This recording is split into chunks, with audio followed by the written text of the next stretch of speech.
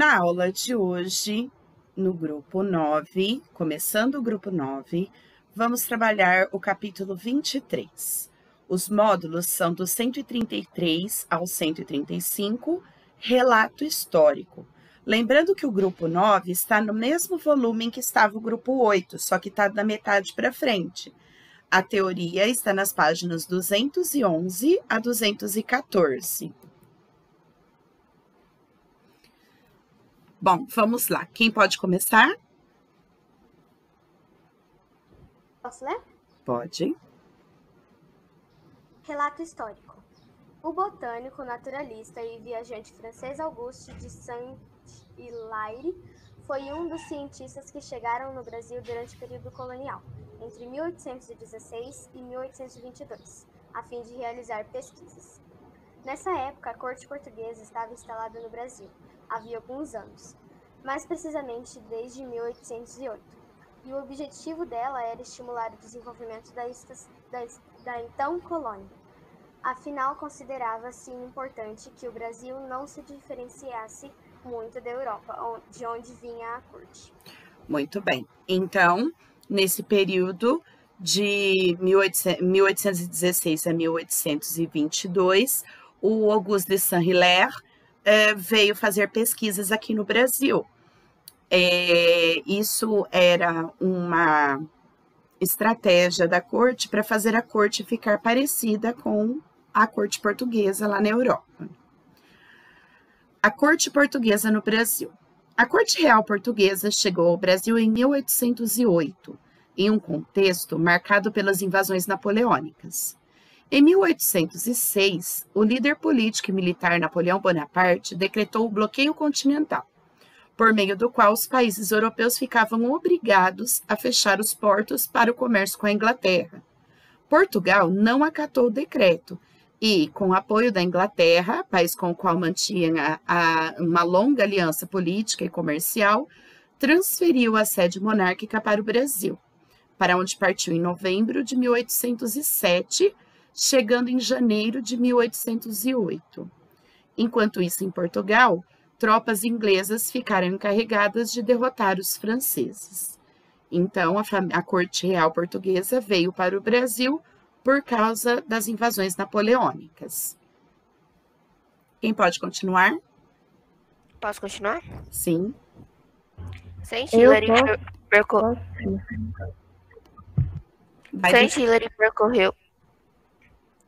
muitos quilômetros do território brasileiro. Durante essa jornada, preocupou-se em escrever relatos de viagem que se confundem em relatos históricos. Na medida em que narram as circunstâncias que envolviam o contexto brasileiro em determinada época, especialmente aquelas que dizem a respeito à vida natural. Hoje, tais relatos servem como documentos que contribuem para compreendermos o Brasil, em um momento-chave, marcado pelas transformações decorrentes da instalação da corte portuguesa no Rio de Janeiro. Continua? Sim.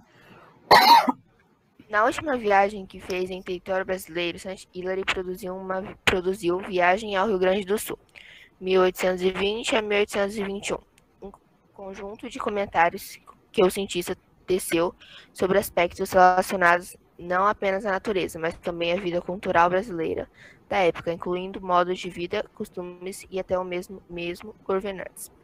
A seguir, vou acelerar os primeiros parágrafos dessa obra, para compreender as características do gênero relato histórico. Dê especial atenção à linguagem empregada. Muito bem. Então, o Saint-Hilaire, ele veio para o Brasil para fazer pesquisas naturalistas, pesquisas do meio ambiente. Mas ele não escreveu somente sobre o meio ambiente, ele escreveu sobre a cultura, sobre a sociedade da época. Então, por isso que o que deveria ser um relato de viagem, ou seja, contar a história das viagens que ele fez, se tornou um relato histórico, que é um texto em que você conta algo que está acontecendo naquela sociedade, naquela determinada época. Isso serve como documento histórico para se saber o que aconteceu naquele período. E agora nós vamos ler um trecho de um dos textos dele. Prestem atenção na linguagem que ele usa. Viagem ao Rio Grande do Sul. Torres, 4. segunda-feira, 4 de junho de 1820.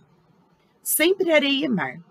Enquanto nos dias anteriores só avistávamos uma praia esbranquiçada que se confundia com o céu na linha do horizonte, hoje, ao menos, deparamos 2 montes denominados torres, porque realmente avançam mar adentro, como 2 torres arredondadas. Para as bandas do oeste, recomeçamos a avistar a grande cordilheira que há muito tempo não víamos. Cerca de 1 légua daqui, encontramos-nos às margens do rio Mampituba, pai do frio, que, atravessando a praia, se lança no mar, após separar a província de Santa Catarina da capitania do Rio Grande. Passamo-lo do mesmo modo que o rio Araranguá. É também à guarda de Torres que se paga o pedágio. Continuando a viagem, chegamos aos montes que têm esse nome. Um relvado muito rente ao chão, um pouco mais elevado que a praia, estende-se à beira-mar, acima do monte que fica mais ao norte. Como há projeto de se localizar em Torres a sede de uma paróquia, começaram a construir aí uma igreja, da qual até agora existe apenas o madeiramento. Depois de passarmos por essa igreja, chegamos a um forte, cuja construção está sendo ultimada neste momento e junto ao qual se acha o alojamento dos soldados do posto e o do alferes, que os comanda. Estas construções estão situadas no lado ocidental do monte, batidos pelas ondas. Quase ao pé do monte, estende-se paralelamente ao mar, um lago de águas tranquilas e cercadas de altas ciperáceas. Do outro lado, crescem matas em terreno plano. À direita vê-se ainda areais puros e, por fim, o horizonte, limitado pela grande cordilheira, cujo cimo forma um imenso planalto. Chegando à residência do alferes, mostrei-lhe meus documentos, sendo muito bem recebido e hospedado numa pequena casa, onde ficarei sozinho e de onde se avista o lago. A construção do forte a que me refiro acima estava em andamento, embora não se acreditasse na invasão espanhola. Mas, desde Laguna até aqui, a costa é tão baixa e de tal modo castigada pelas ondas tão perigosas para as pequenas embarcações, que nem se podia imaginar que os inimigos delas ousassem desembarcar. De qualquer modo, o forte está sendo levado adiante, voltado para o norte e podendo ser dotado de 4 peças de artilharia.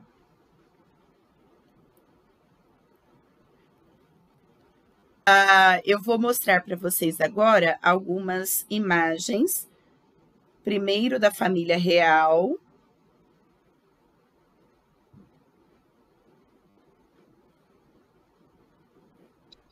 Fernanda, Sim. faltou alguma coisa do texto? Faltou a outra página? 213? Então, eu não sei. Sim, faltou. Depois eu continuo a leitura. Então, aqui nós temos algumas fotos e alguns textos falando sobre a família real. Então, essa aqui é a imperatriz Teresa Cristina Maria, a mãe dos brasileiros. Ela nasceu em Portugal em 1822, na Itália em 1822 e faleceu em Portugal em 1889. A Brasiliana Fotográfica homenageia Dona Teresa Cristina Maria com uma seleção de imagens da imperatriz, produzidas por alguns dos mais importantes fotógrafos que atuaram no Brasil no século XIX, como Abraham Luiz Boulevard, Alberto Henschel, Joaquim Insley Pacheco, Mark Ferres e Herbert Henrique Klomp, dentre outros. Em vida, Teresa Cristina Maria foi chamada de Mãe dos Brasileiros, e em 1998, quando foi homenageada com uma exposição no Museu Imperial de Petrópolis, foi tratada como a Imperatriz Silenciosa.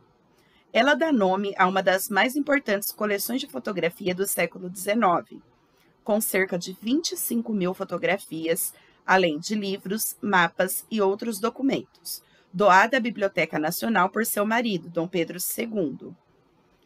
Depois do banimento da família real do Brasil e do falecimento da imperatriz em 1889.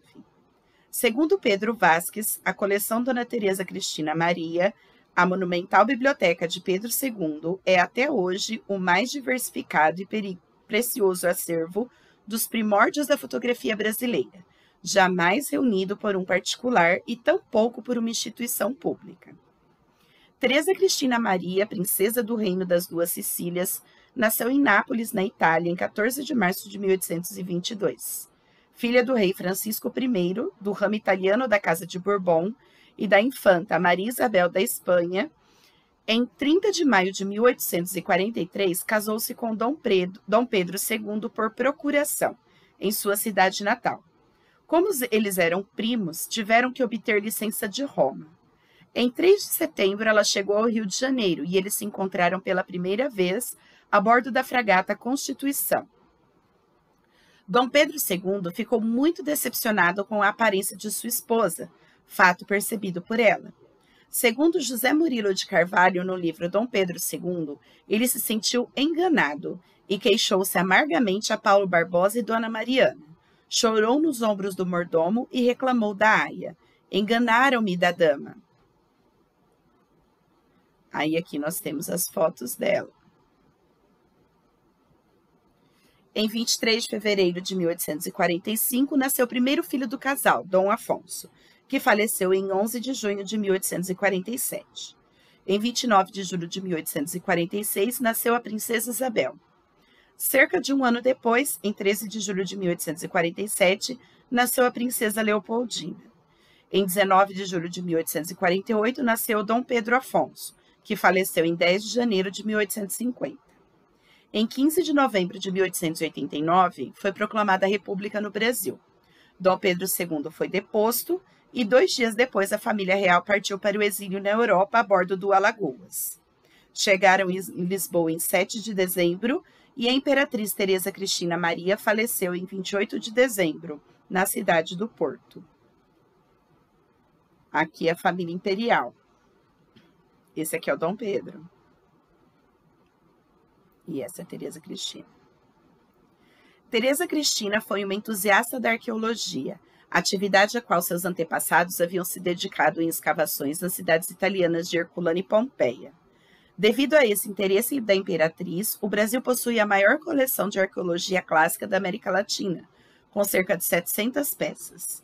Na bagagem que trouxe para o Brasil encontravam-se várias peças provenientes da região da Campânia, na Península Itálica, que seriam posteriormente o núcleo da coleção que recebeu seu nome e está em exposição no Museu Nacional da Quinta da Boa Vista, no Rio de Janeiro.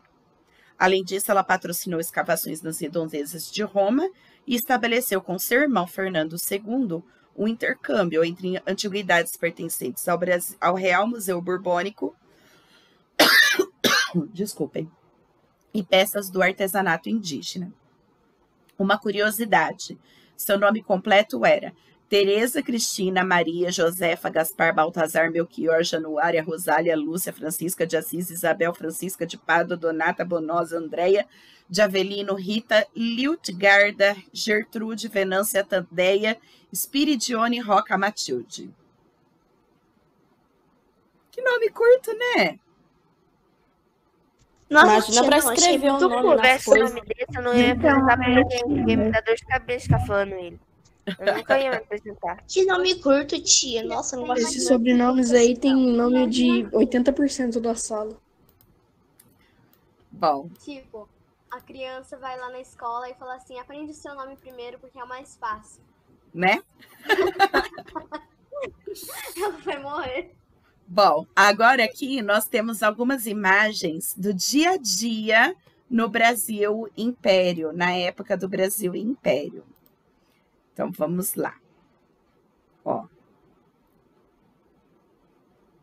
Imagens disponibilizadas pelo Banco de Dados Digital da Biblioteca Pública de Nova York mostram imagens raras do imperialismo brasileiro e do cotidiano da população negra após o fim da escravidão.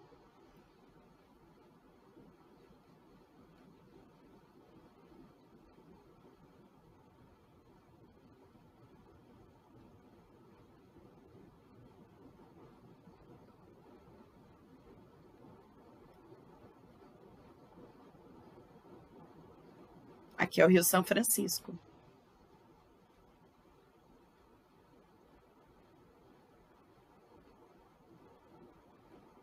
Oxe, tinha um cavalo ali na frente do barco lá do rio. Isso aqui chama carranca.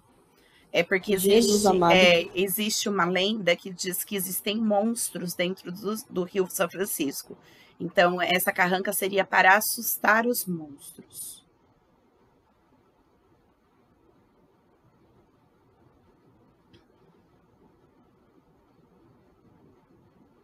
Olha como eles carregavam as crianças. É o famoso canguru de hoje em dia. É, só que nas costas, né? Só pra trás. Ô tia, a amiga da minha mãe já foi pra África uma vez. E lá eles dançam, né? Eles fazem a festinha deles, entre aspas. Sim. E ela tava lá, eles foram receber ela. E aí eles começaram a dançar. Tia, as mulheres dançavam com o bebê no colo, que tem um vídeo deles dançando. O bebezinho parece, tia, a cabecinha dele ficava balançando, parecia que ele ia morrer naquele negócio. Só que, Tadinho. naturalmente. Então, continuando a parte do texto que não está aí, não sei por que cargas d'água não coloquei aí. Empregam-se em sua construção cerca de 30 prisioneiros, tomados a Artigas. À exceção de apenas um, os demais são indígenas. Entretanto, a maior parte revela traços de sangue espanhol. Uns vieram das Missões, outros de Entre Rios e do Paraguai. Parece que só o gosto pela pilhagem os havia reunido como a tantos outros, sob a bandeira de seus chefes. Esses homens são de estatura baixa, peito exageradamente largo, rosto de um bistre carregado, cabelos negros e lisos, pescoço muito curto. Fisionomia verdadeiramente inóbil. O alferes fez o elogio de sua docilidade. Alguns haviam fugido com o propósito de voltar para os pagos, atravessando a grande cordilheira, mas, encontrando na passagem da serra obstáculos insuperáveis, voltaram e foram capturados. Todos conhecem o espanhol e a língua geral.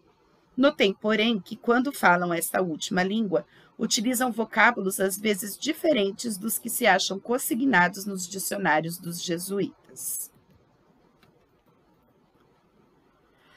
Aí, se nós fôssemos categorizar as informações apresentadas no texto, poderíamos encontrar alguns tipos, como esses aqui, ó, toponímicos, referente à topografia. Deparamos dois montes denominados torres, porque eles realmente avançam mar adentro como duas torres arredondadas. E tipos geográficos. Cerca de uma légua daqui, encontramos-nos à margem do rio Mampituba, pai do frio, que atravessando a praia se lança ao mar, após separar a província de Santa Catarina da capitania do Rio Grande. Qual é a diferença dessas duas características? Os toponímicos falam do relevo do lugar. Já o geográfico fala da localização, certo? Quem poderia continuar? Vai. Eu. Vê-se que tais informações por si só servem como registro histórico, uma vez que podemos compreender como era determinada região do Rio Grande do Sul à época em que Saint Hilary a conheceu. Entretanto, há trechos do texto que evidenciam ainda mais esse caráter histórico do relato. Releia as passagens a seguir. Então, olha lá. Algumas passagens que evidenciam o caráter histórico desse relato. A construção do forte a que me refiro acima estava em andamento, embora não se acreditasse na invasão espanhola.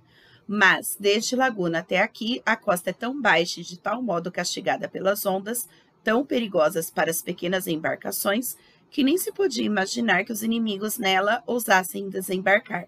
O que nos mostra esse trecho? Esse trecho está mostrando que havia possibilidade de uma invasão espanhola. Empregaram-se em sua construção cerca de 30 prisioneiros tomados a Artigas. À exceção de apenas um, os demais são indígenas. Entretanto, a maior parte revela traços de sangue espanhol. Uns vieram das Missões, outros de Entre Rios e do Paraguai. Parece que só o gosto pela pilhagem os havia reunido, como a tantos outros, sob a bandeira de seus chefes. Aqui nós percebemos que já existiam prisioneiros, já existiam uma forma de escravidão, mesmo nessa época. Quem pode continuar?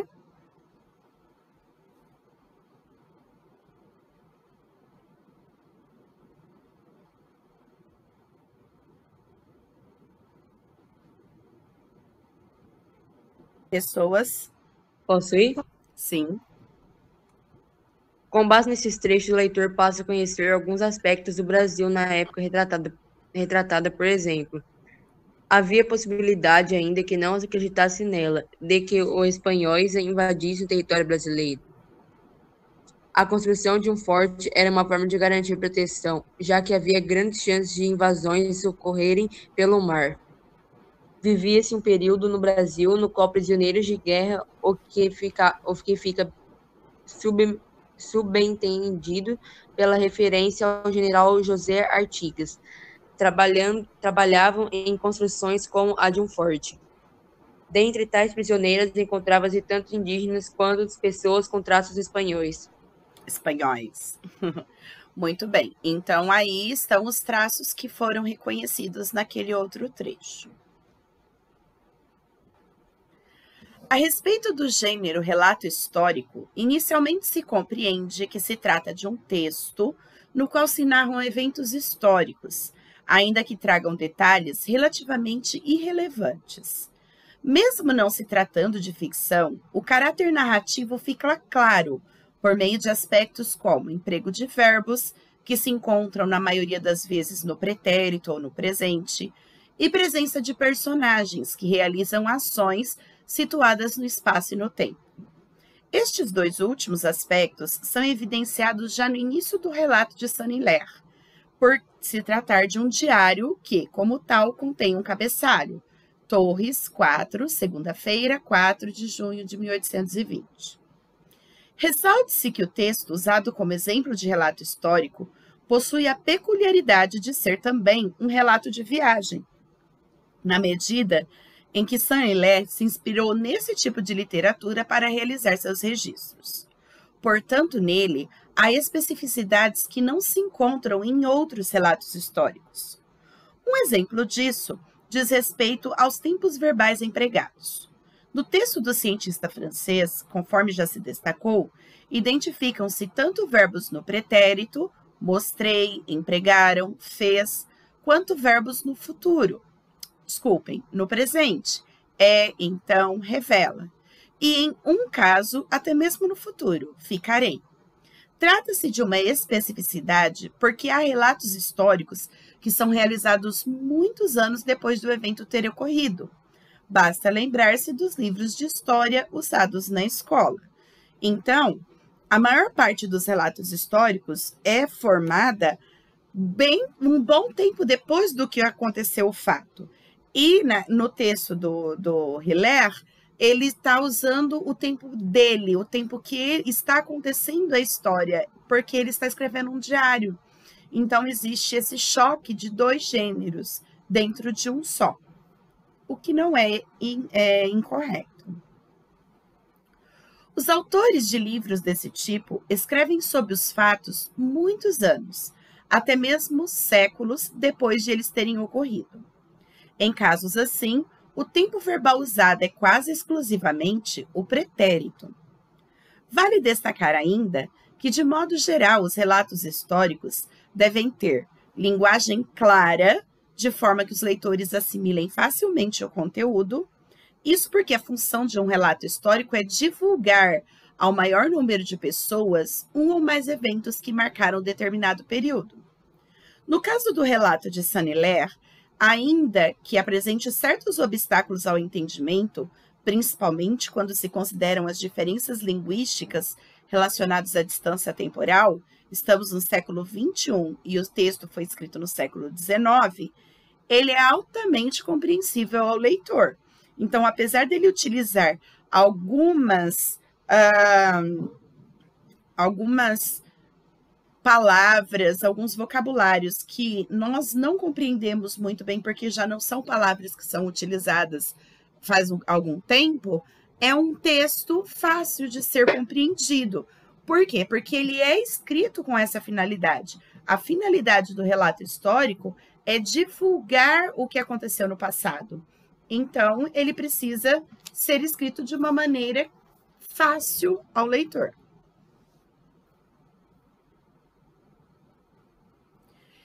E aí, durante a escrita, nós podemos pensar sobre a ordem direta e inversa das palavras. Com o objetivo de compreendermos melhor o assunto a ser discutido, analisaremos primeiramente a oração em destaque. Descontraídos, alegres e peraltas na sala, os garotos estão. Houve alguma dificuldade no que se refere à compreensão da mensagem? Ficou meio confuso e você sentiu necessidade de pronunciar pausadamente os termos constituintes dessa oração? E aí, o que vocês me falam? Está estranho ou está normalzinho para vocês?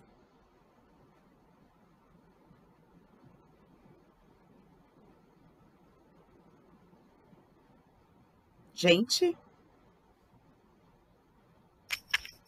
Ah, tia, tá um pouco diferente.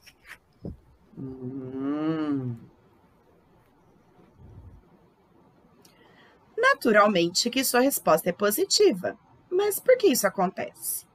Justamente porque o emissor da mensagem não usou a ordem direta das palavras, que, por sua vez, é responsável pelo bom entendimento daquilo que é pronunciado ou escrito no momento da comunicação. É importante sabermos que há certa distinção entre oralidade e escrita, já que nesta há o predomínio da linguagem formal, bem como o uso correto da pontuação, da concordância e da grafia de acordo com a gramática normativa. E naquela, a linguagem já é mais livre de convenções e regras, predominando, portanto, um nível mais coloquial. E, por assim dizer, o uso da ordem direta das palavras refere-se mais precisamente à língua escrita. Mas qual seria a ordem direta na oração acima? A ordem seria esta, ó. Os garotos, alegres, descontraídos e peraltas estão na sala. Para compreendermos melhor sobre a mesma, basta fazermos análise sintática. Os garotos, sujeito simples, estão na sala, predicado nominal. Alegres, peraltas e descontraídos, predicativo do sujeito. Na sala, adjunto adverbial de lugar. Diante da análise feita, notamos que a oração dispõe de todos os requisitos básicos para que haja uma perfeita compreensão do enunciado linguístico, ou seja, possui sujeito, predicado e complemento. Eis a grande questão. Então, quando nós falamos em ordem direta e ordem inversa, qual seria a ordem direta? A ordem direta é a ordem natural das orações. E qual seria essa ordem natural? Sujeito, predicado, complemento. Se eu mudo algo dessa ordem, em algum momento, eu estou utilizando uma ordem não direta, uma ordem inversa. Eu poderia colocar assim: na sala, os garotos, alegres, descontraídos e peralta, estão. Eu coloquei o adjunto adverbial de lugar, que seria um complemento, deveria estar no fim da frase, eu coloquei no começo da minha oração. Então, eu posso fazer isso? Posso, mas eu preciso tomar cuidado com a finalidade do meu texto. Se o meu texto for para ser simples, para ser facilmente compreendido, o ideal é usar a ordem direta, sujeito, predicado, complemento. Alguma dúvida, pessoal? Por enquanto, não. Não.